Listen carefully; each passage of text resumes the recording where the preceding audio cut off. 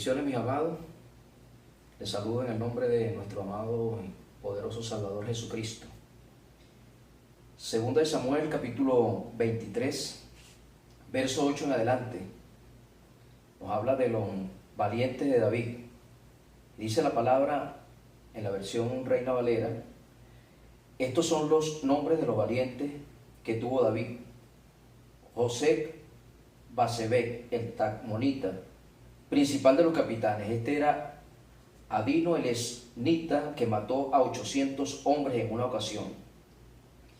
Después de este, Eleazar, hijo de Dodo, Ahoita, uno de los 3 valientes que estaban con David cuando desafiaron a los filisteos que se habían reunido allí para la batalla, y se habían alejado los hombres de Israel. Este se levantó e hirió a los filisteos hasta que su mano se cansó y quedó pegada su mano a la espada. Aquel día Jehová dio gran victoria y se volvió el pueblo en pos de él tan solo para recoger el botín. Después de este fue Sama, hijo de Age, Ararita. Los filisteos se habían reunido en Leí, donde había un pequeño terreno lleno de lentejas, y el pueblo había huido delante de los filisteos. Él entonces se paró en medio de aquel terreno y lo defendió, y mató a los filisteos, y Jehová dio gran victoria. Y 3 de los 30 jefes descendieron y vieron en tiempo de la siega a David en la cueva de Adulán, y el campamento de los filisteos estaba en el valle de Refaín. David entonces estaba en el lugar fuerte, y había en Belén una guarnición de los filisteos. Y David dijo con vehemencia: ¿quién me diera a beber del agua del pozo de Belén que está junto a la puerta? Entonces los 3 valientes irrumpieron por el campamento de los filisteos y sacaron agua del pozo de Belén que estaba junto a la puerta, y tomaron y la trajeron a David, mas él no la quiso beber, sino que la derramó para Jehová, diciendo: lejos sea de mí, oh Jehová, que yo haga esto. He de beber yo la sangre de los varones que fueron con peligro de su vida. Y no quiso beberla. Los 3 valientes hicieron esto. Sigue hablando del resto de los que componían este equipo de hombres, y en el verso 39 termina diciendo: Urías Eteo, 37 por todos. 37 eran los hombres que componían este equipo de valientes que habían obtenido este nombre, o se habían ganado esta jerarquía por las hazañas y los hechos que habían protagonizado. El primero de ellos dice que con su lanza en una batalla, mientras el resto huyó, él se quedó firme en el lugar y enfrentó al enemigo, y con la lanza mató a 800 hombres. Quedarse firme cuando un ejército está a tu alrededor para quitarte la vida, para venir en contra de tu integridad, en contra de tu casa, en contra de los tuyos, no es sencillo. Se necesita un poder sobrenatural, se necesita una postura, una firmeza en convicciones para permanecer firme en medio de embestidas tan grandes y tan violentas. Cuando 800 malas noticias llegan en un día a una persona, cuando 800 voces en contra se levantan para dañar tu reputación, cuando el enemigo se levanta con fuerza, solamente un hombre con convicciones firmes, con convicciones claras, puede permanecer estable, permanecer en el lugar y lograr glorificar el nombre de Dios en medio de aquella situación. Este hombre con una lanza le quitó la vida a 800 enemigos. Pelear o enfrentarse físicamente con una persona, con 2 o 3, resta fuerza. Tiene que ser una fortaleza sobrehumana para enfrentarse no a 100, no a 500, sino a 800, un ejército enorme de hombres y poderlos derrotar, poderlos vencer. Siempre se van a presentar situaciones difíciles, adversas, por atravesar para lograr nuestros propósitos. Habrán dificultades. Hay gente, personas que llegan a los pies de Cristo, que llegan a la iglesia porque Dios les sanó a un familiar, porque Dios hizo un milagro en su vida, porque Dios restauró sus condiciones en familia, porque Dios hizo una obra en el hijo que lo rescató del vicio, estaba en licor, estaba en drogas, estaba en pandillas, estaba en malas amistades, y Dios lo rescató. Y la gente se siente agradecida, pero cuando llegan las dificultades, cuando llegan los problemas, entonces la gente, en lugar de permanecer firme, muchos en lugar de permanecer en la fe que han recibido, comienzan a quejarse, comienzan a hablar mal, comienzan a maldecir, comienzan a hablar de los líderes, comienzan a hablar de las autoridades que están sobre ellos, comienzan a hablar mal de Dios y se apartan, se alejan, se separan. Ya la iglesia no constituye para ellos un lugar de adoración, de regocijo, de enseñanza, sino que se constituye ahora en una fortaleza, en un bastión que ellos piensan que está en contra de sus intereses. Dicen, en lugar de irme mejor, no veo que la condición mejora, no veo que la condición se estabiliza, no veo el bienestar en este asunto, yo mejor vuelvo atrás. Y un valiente en el terreno de Dios se necesita un espíritu superior.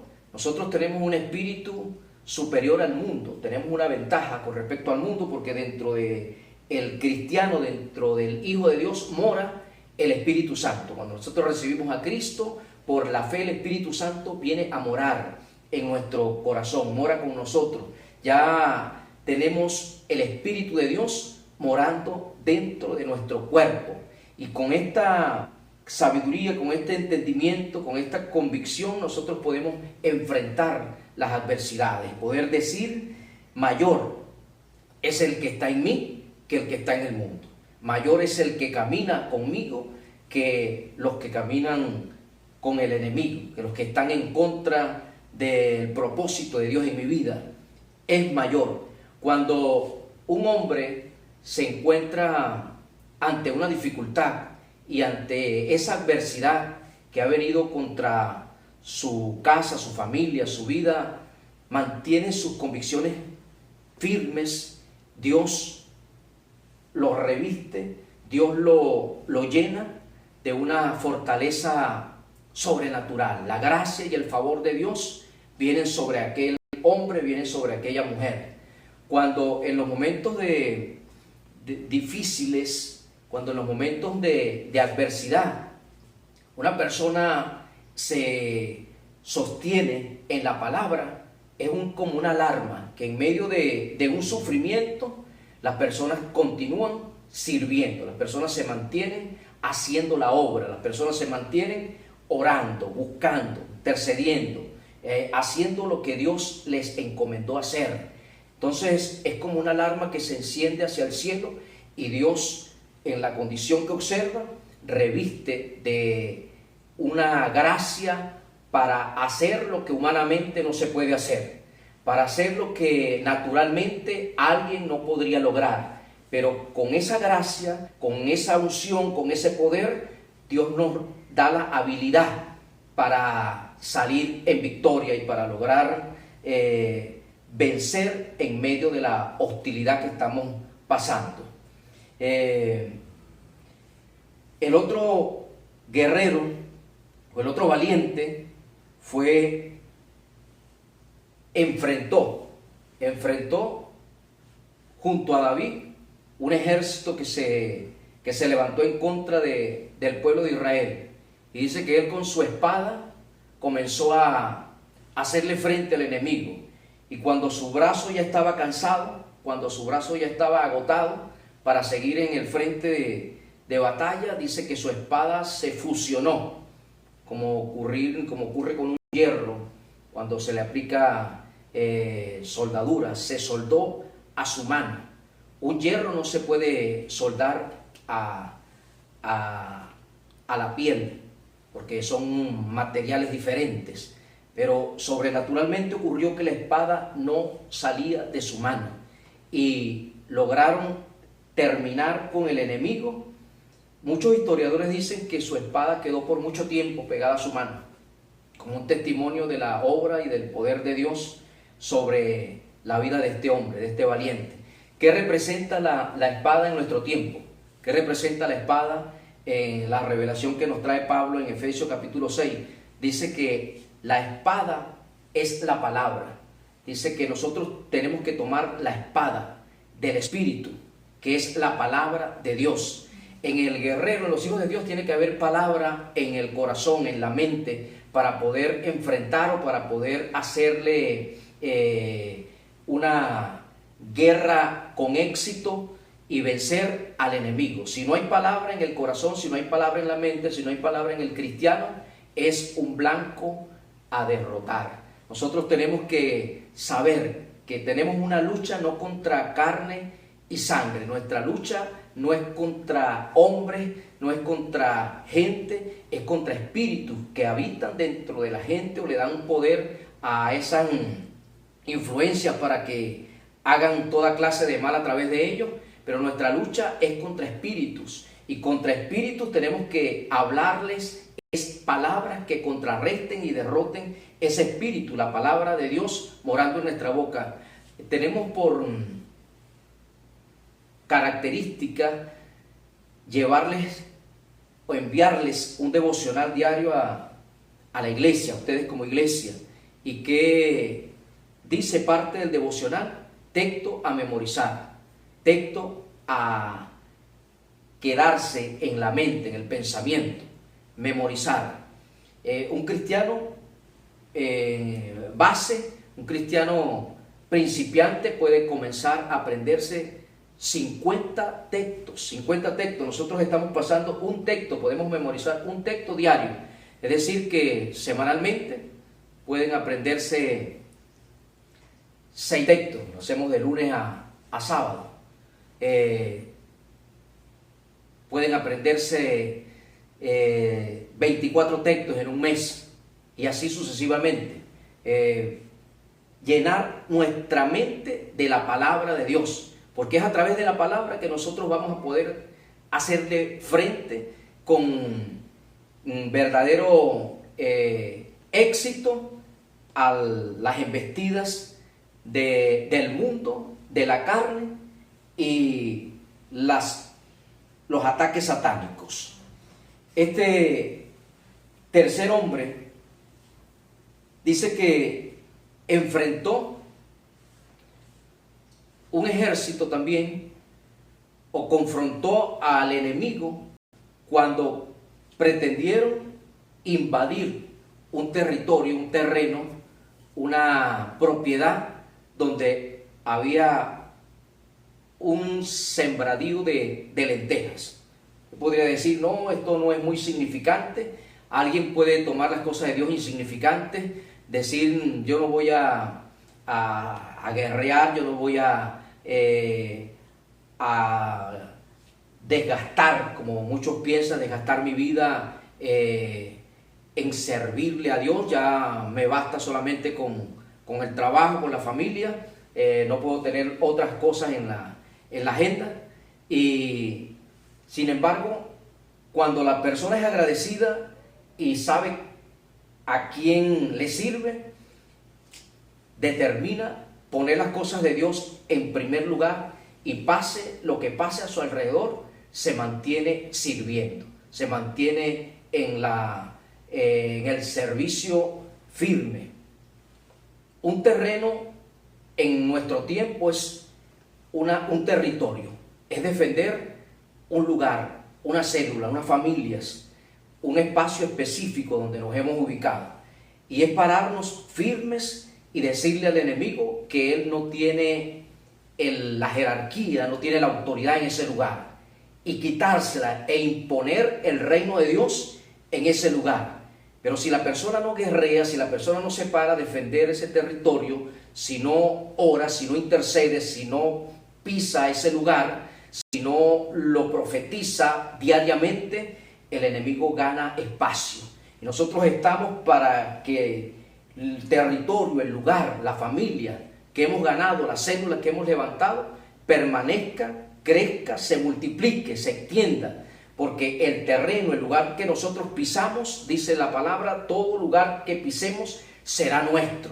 Todo lugar que nosotros pisemos lo poseeremos. Pero tenemos que caminar con la firmeza de un valiente, de hombres que no huyen ante los problemas y que se levantan para hacer la estrategia, los ejercicios que Dios nos ha recomendado practicar. Estos tres hombres, en una ocasión, como lo leímos, se dispusieron a arriesgar sus vidas, a enfrentarse aproximadamente a 10.000 filisteos que habían tomado Jerusalén, que habían tomado a Belén, la ciudad de David. Y David, en un gesto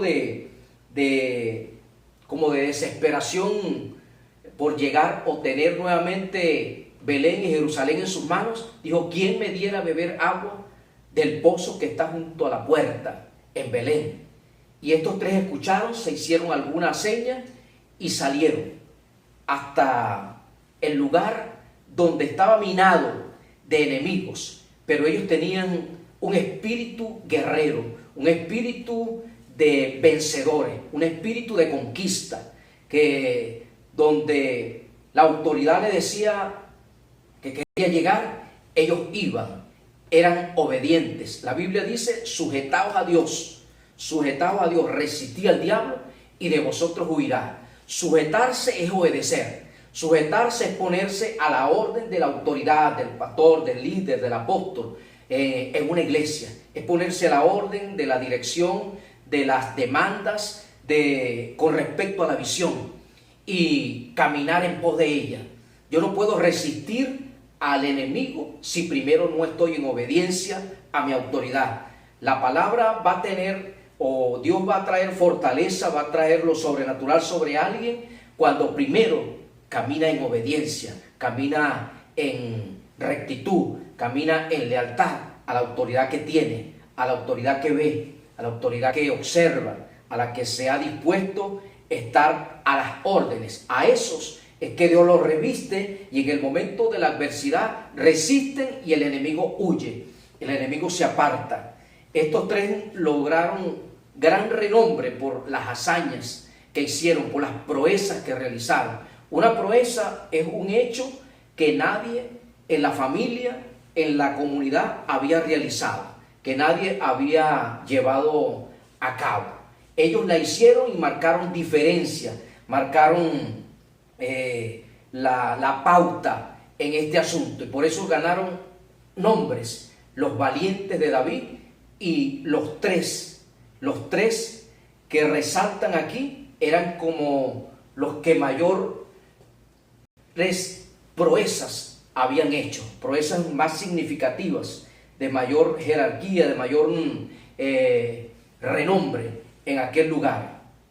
La Biblia nos enseña en el libro de Efesios, en el capítulo 6, en el verso 10 en adelante, dice una palabra final en la versión Nueva Traducción Viviente.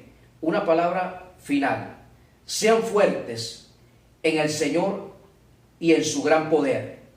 Pónganse toda la armadura de Dios para poder mantenerse firmes contra todas las estrategias del diablo.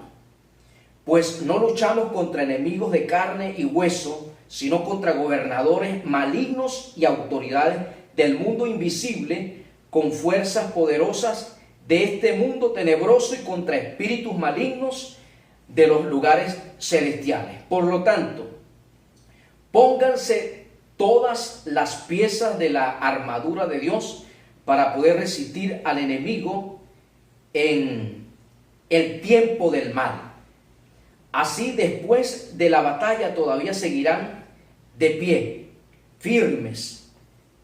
Defiendan su posición poniéndose el cinturón de la verdad. Es lo primero que nos revela Pablo a través de este pasaje en Efesios.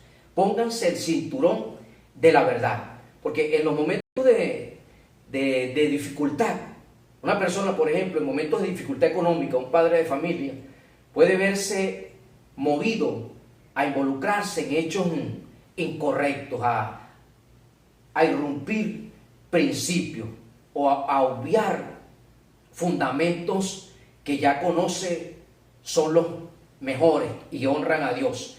Pero cuando no puede cubrir las necesidades en casa, cuando no puede cubrir lo básico para sus hijos y está en una posición en una empresa de administración y él tiene en su poder la nómina, es el que puede decir el pago a tal persona, puede verse movido, puede verse tentado a mentir, a pasarse horas extras para tratar de solventar la situación. El enemigo le coloca esos pensamientos para engañarlo, que mienta, que tuerza o quebrante la verdad en su vida y se deje llevar por la mentira, por el engaño, por la trampa.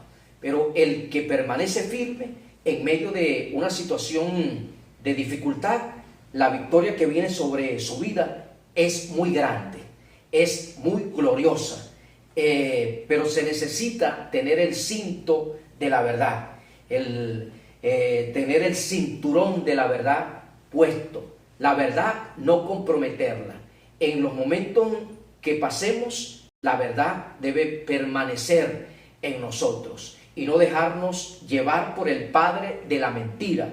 El padre de la mentira, dice Juan 8:44, que es el diablo. Él miente desde el principio y cuando nosotros nos aliamos y comenzamos a mentir, le mentimos a la esposa, le mentimos a los hijos, le mentimos al jefe en el trabajo y tratamos o que pretendemos engañar a Dios, que no lo podemos engañar, nos enlodamos en el terreno del enemigo, nos anclamos en el terreno del mal. La palabra tenemos que permanecerla bien ceñida a nuestro espíritu. Un levantador de pesas se coloca un cinto, se coloca una faja en la cintura. Cuando vienen los momentos de presión sobre su cuerpo, el tejido no se abre. Eso le evita tener hernias, abultamientos en sus tejidos, hernias umbilicales, inguinales, porque se ha colocado una faja que mantiene el tejido cerrado.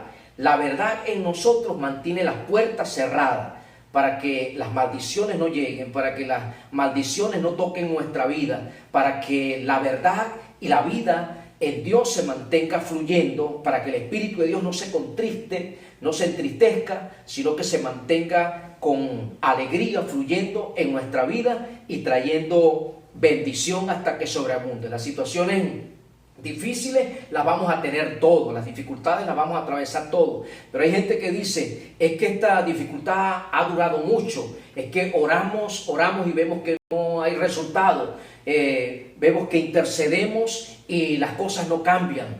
Dios, Lucas capítulo 18 narra la historia, el pasaje, hace una gráfica de una mujer que comenzó a orar por un caso y llegaba ante el juez para que le hiciera justicia, pero no llegó una sola vez, no llegó 2 veces, no llegó 3 veces, llegó muchas veces, hasta que aquel juez injusto le hizo justicia. Dice Dios, ¿cuánto más no hará Dios con nosotros? Siendo Él un Dios justo, hará justicia con nosotros si permanecemos intercediendo. Hay asuntos espirituales que tenemos que quebrantar y que romper, pero esto es perseverancia, esto es persistencia, esto es manteniendo nuestra fe en la palabra de Dios, en nuestra vida, el cinto de la verdad, no comprometer la verdad y cerrarle las puertas a la mentira, al engaño, a la trampa, al soborno. Segundo, dice, poniéndose y la coraza de justicia. La coraza es protección, como una camisa de fuerza, como un protector, como un chaleco que protege el corazón, porque las emociones, los sentimientos muchas veces son atacados cuando vienen acusaciones de parte de familia, cuando vienen acusaciones, cuando levantan falsos testimonios. No es de humanos quedar como si nada. Las emociones se mueven, las emociones se desestabilizan un poco, pero si estamos con la coraza de justicia, es decir, no con la justicia propia, sino con la justicia de Dios en nosotros, sabemos que tenemos que actuar como Jesús actuó, perdonando. Los que lo acusaban, Él los perdonaba. Los que lo herían, los que lo traicionaron, Él actuaba perdonándolos. Él actuaba manteniendo su corazón sano. Y nosotros en la justicia de Dios tenemos que saber que nuestro corazón tiene que mantenerse sano, tiene que mantenerse sin rencor, sin permitirle la entrada a este tipo de males que influencian las fuerzas enemigas para tratar de desestabilizar nuestra vida emocional, para corromper nuestro corazón. Cuando alguien te hace mal, es fácil que en el corazón se aloje rencor, pero nosotros lo rompemos con la coraza de justicia. Dios nos perdonó, y si Dios nos perdonó a nosotros todos nuestros pecados, nosotros podemos perdonar cualquier cosa a la gente también, con la fortaleza y con la justicia de Dios. Hay gente que se levanta muchas veces para remover los escombros o las cenizas del pasado, para traernos al presente lo que ya sucedió hace años atrás. Son voces, fortalezas del diablo que se levantan para tratar de romper el bienestar en nuestro corazón. Pero nosotros sabemos que la justicia de Dios nos limpió y nos quitó todo nuestro pasado, y Dios nos ve ahora como si nunca hubiéramos pecado, a través de la justicia de Cristo en nosotros, por su sangre que habita sobre nuestras vidas. Saber que somos hijos de Dios, que tenemos herencia en Cristo, que lo que diga la gente no tiene relevancia, que lo que interesa a nuestra posición actual es lo que dice Dios. Nosotros no somos lo que dice la gente, muchas veces no somos lo que pensamos nosotros mismos, porque la Biblia nos enseña también que engañoso es el corazón más que todas las cosas. Nosotros somos lo que Dios dice que somos. Somos sus hijos, somos sus herederos y le pertenecemos a Él. Y el enemigo no nos toca si no le abrimos puertas y nos mantenemos con estos implementos puestos en nuestro cuerpo, en nuestra vida espiritual.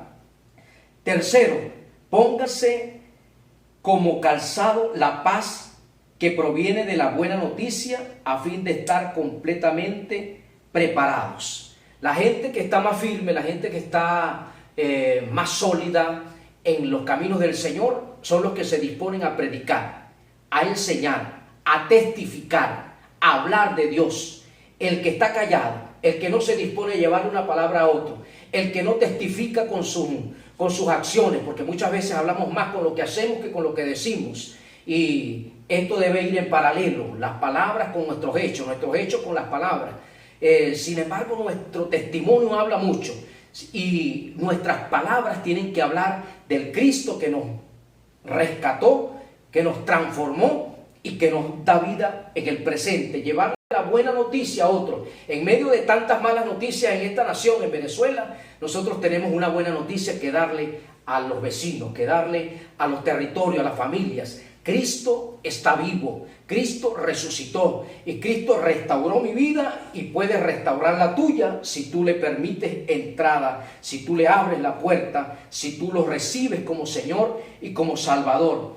A esa gente Dios las reviste de firmeza. Dice que el apresto del Evangelio, pónganse el calzado.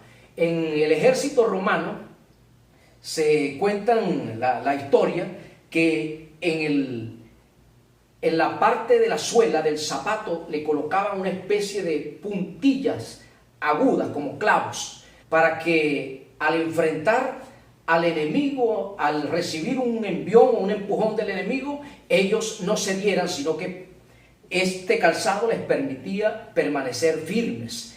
Nuestra firmeza en Dios va a estar aunada a nuestra predicación, a lo que hablemos de Cristo. Es decir, que ahora tenemos una gran oportunidad hacia nuestra familia principal, nuestra familia. En esta cuarentena que se ha levantado y que permanece por hasta los momentos, tenemos que aprovecharla y sacarle el mejor de los frutos, hablándole de Cristo a la gente, hablándole de Jesús a nuestra familia para Jesucristo, y decir: Señor, en esta casa, este territorio es de ti, este territorio te pertenece a ti, este territorio me lo gano, por este territorio voy a pelear, voy a establecer tu reino aquí. El diablo no es el Señor de esta casa, no es el Señor de esta familia, no es el Señor de este hogar. El Señor de esta casa es Jesucristo. Tú moras en mí y vas a morar en el corazón de cada uno de ellos también. Y nos levantamos en guerra contra la incredulidad, contra la duda, contra la mentira,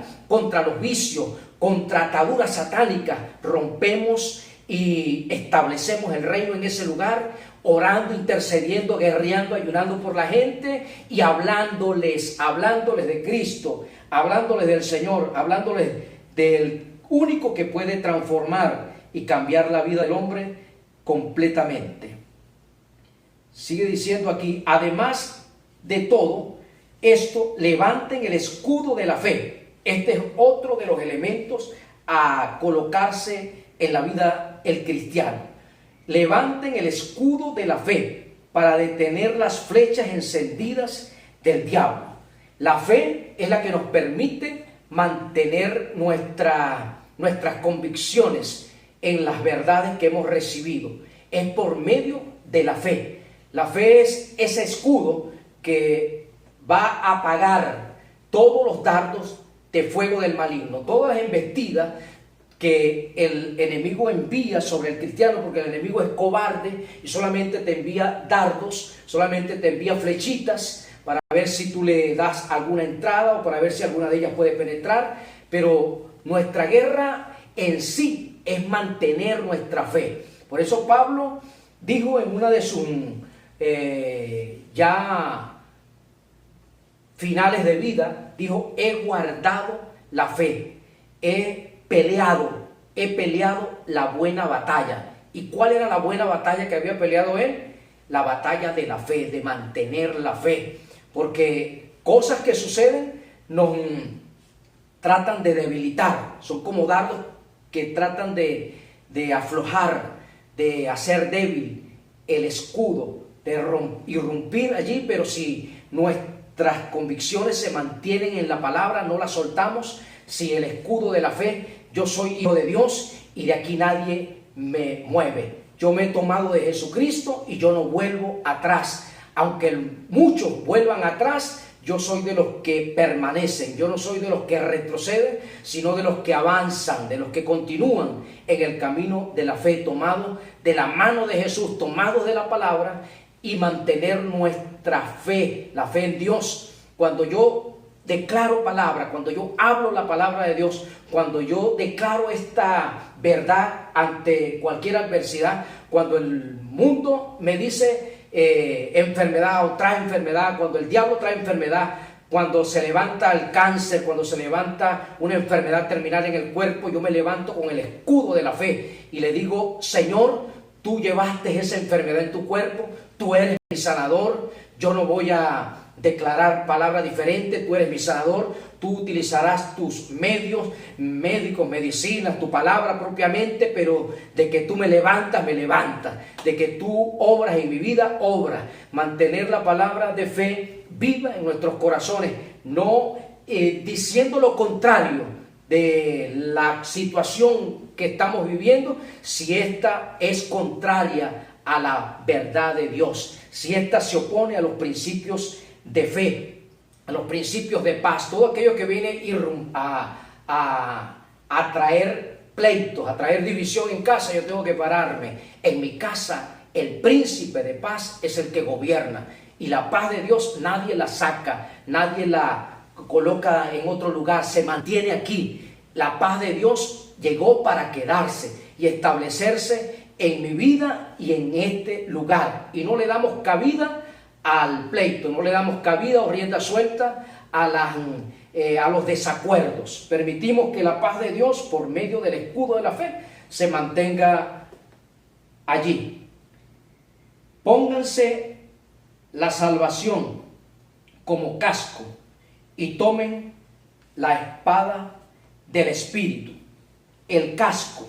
Tenemos que proteger nuestra mente, tenemos que proteger nuestros pensamientos con el casco de la salvación, sabiendo que somos salvos en Cristo Jesús, sabiendo que ya nada nos puede robar la salvación si permanezco firme en Jesucristo. Las guerras se dice muchas veces que se ganan o se pierden en la mente, y nosotros somos lo que pensamos. Yo soy un vencedor, yo soy un conquistador, yo soy un guerrero en victoria, si ese es mi pensamiento. Pero si yo creo que la situación me va a derrotar, que las circunstancias me van a llevar fuera del camino, entonces ya estoy derrotado antes de enfrentar realmente la batalla. Nosotros nos declaramos antes, mucho antes, vencedores. Somos más que vencedores. Nuestras batallas están arregladas, porque ya Cristo venció toda adversidad. Y Dios dice: ¿cómo no les voy a dar a ustedes cualquier cosa si ya les entregué lo más grande? Les entregué a mi Hijo, a mi unigénito Hijo. ¿Cómo no nos dará con Él todas las cosas? ¿Cómo no nos dará, conforme entregó a Cristo, cualquier otra cosa que es de menor valor para nuestras vidas, para que podamos disfrutar las cosas en el lugar que estamos? Dice: tomen la espada del Espíritu, la palabra de Dios. Es por eso que el cristiano tiene que determinar aprender palabra de Dios. Dice: todas estas herramientas son defensivas. El zapato del apresto del Evangelio es para nuestra defensa, para permanecer firme. El cinto de la verdad, el cinturón de la verdad, es para evitar que las mentiras y el engaño entren, es para nuestra defensa. La coraza de justicia es para proteger nuestro corazón. El casco de la salvación es para proteger nuestros pensamientos. Todos elementos de protección, de cuidado, de defensa. Pero la palabra, la espada, es para ir y irrumpir en el campamento enemigo. Dice: tomen la espada del Espíritu, la cual es la palabra de Dios. La palabra de Dios es para establecer, es no defensiva, sino ofensiva. Ofensiva, cuando el enemigo diga palabras negativas hacia nuestras vidas, nosotros nos levantamos con una palabra mayor, más grande, como lo hacía David, como lo hizo David con Goliat. Cuando Goliat le decía: te voy a exterminar y voy a dar tu carne a las aves del cielo, David se paraba y le decía: el que va a morir aquí en este lugar eres tú, porque mayor es el que está conmigo. Tú eres un hombre sin pacto, incircunciso, yo soy un hombre de pacto. Creo en el Dios que creó los cielos y la tierra. Y ya David lo veía derrotado. David lo que llevaba eran unas piedras, una honda y unas piedras. Sin embargo le dijo: te cortaré la cabeza. Pero ¿cómo le va a cortar la cabeza a fuerza de piedra? Sabía que era con la espada que traía él. Dice: con esa misma espada yo te voy a cortar la cabeza, porque Dios, así como ha hecho caer a leones que han tratado de robarme o dañar una del rebaño que tengo bajo mi cuidado, como he visto caer al oso también rendido y lo he exterminado cuando ha tratado de llegar a mi territorio, así ya te veo derrotado y destruido.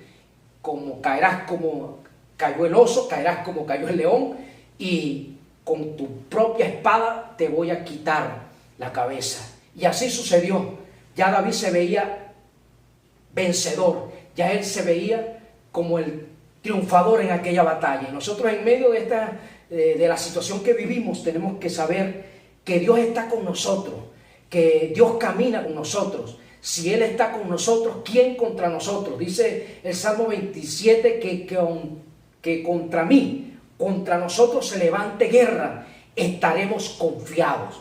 Una cosa he demandado de Jehová, dice el 27 también, y esta buscaré, que esté yo en la presencia de Dios todos los días de mi vida. Confesar palabra, hablar palabra. Jesús, cuando el diablo vino para tratar de seducirlo con tentaciones, Él le decía, escrito está, al Señor tu Dios adorarás y a Él solo servirás.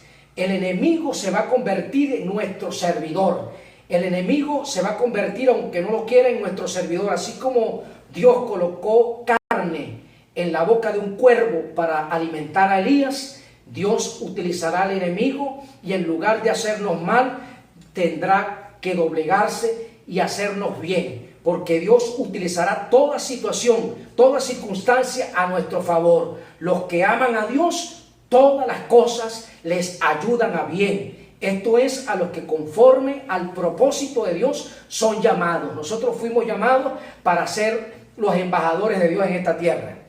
Nosotros hemos sido llamados para ser la voz de Dios en esta comunidad, para ser la voz de Dios en esta nación. Nosotros hemos sido llamados para ser los hombres de fe y los hombres que están firmes en su creencia y que permanecen hablando la palabra de fe a pesar de que la situación es contraria. Nos unificamos con Dios, nos hemos fusionado con la palabra y ella se ha amalgamado a nuestro espíritu, a nuestra boca. La gente te dirá, pero este hombre habla incoherencia. No hablamos incoherencia, hablamos el lenguaje del cielo y lo traemos a la tierra. Que lo que esté pasando aquí no se parezca a lo que está en el cielo, la situación alrededor no se parezca, eso es otro asunto, pero yo la traigo, yo la obligo a que llegue hasta mi casa.